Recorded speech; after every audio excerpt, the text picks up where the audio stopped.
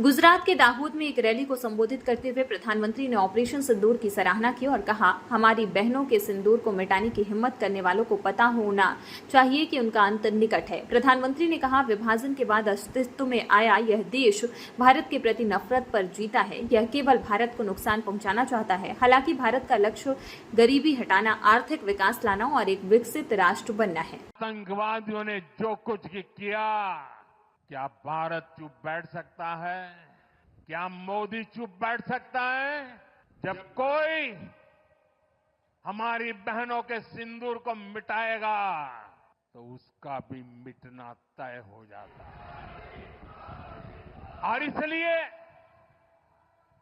Operation सिंदूर सिर्फ एक सैन्य कार्रवाई नहीं है, ये हम भारतीयों के संस्कारों, हमारी भावनाओं की अभिव्यक्ति है।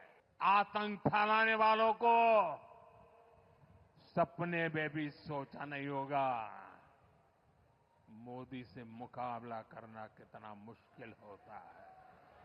जरा सोचिए, बाल बच्चों के सामने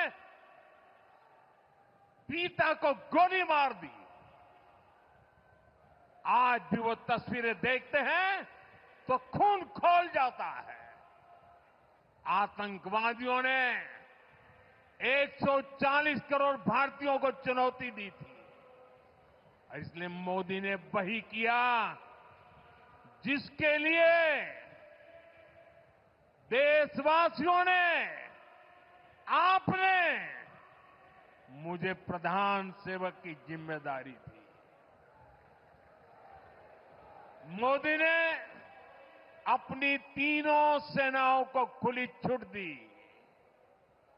और हमारे शूरवीर ने वो कर दिखाया जो दुनिया ने पिछले कई दशकों से नहीं देखा था। हमने सीमा पार चल रहे आतंक के 9 सबसे बड़े आतंकी ठिकाने उनको ढूंढ निकाला, अता पता पक्का कर लिया और 22 तारीख को उन्होंने जो खेल खेला था, 6 तारीख रात को 22 मिनट में हमने उनको मिट्टी में मिला दिया। आगे उन्होंने कहा कि हमारी सरकार की नीति उन क्षेत्रों में विकास करना है जो पिछड़े रह गए हैं। उन्होंने लोगों से होली, दिवाली और गणेश पूजा जैसे त्योहारों के दौरान भारत में बने प्रोडक्ट्स को खरीदने और इस्तेमाल करने का आग्रह किया। साथ ही कहा कि हमारे देश की प्रगति के लिए हमें जो कुछ भी चाहिए वह यही भारत में बनाया जाना चाहिए। वो हम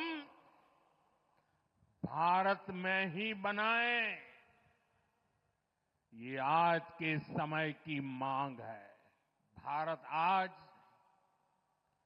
तेज गति से मैन्युफैक्चरिंग की दुनिया में आगे बढ़ रहा है।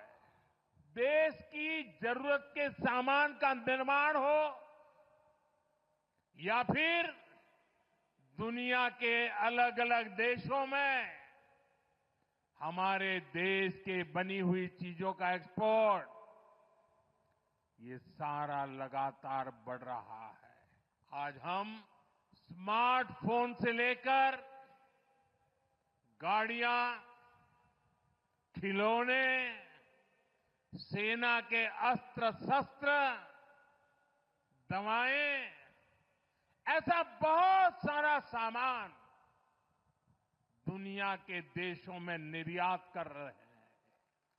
इतना ही नहीं, आज भारत रेल, मेट्रो और इसके लिए जरूरी टेक्नोलॉजी खुद बनाता भी है और दुनिया में एक्सपोर्ट भी करता है।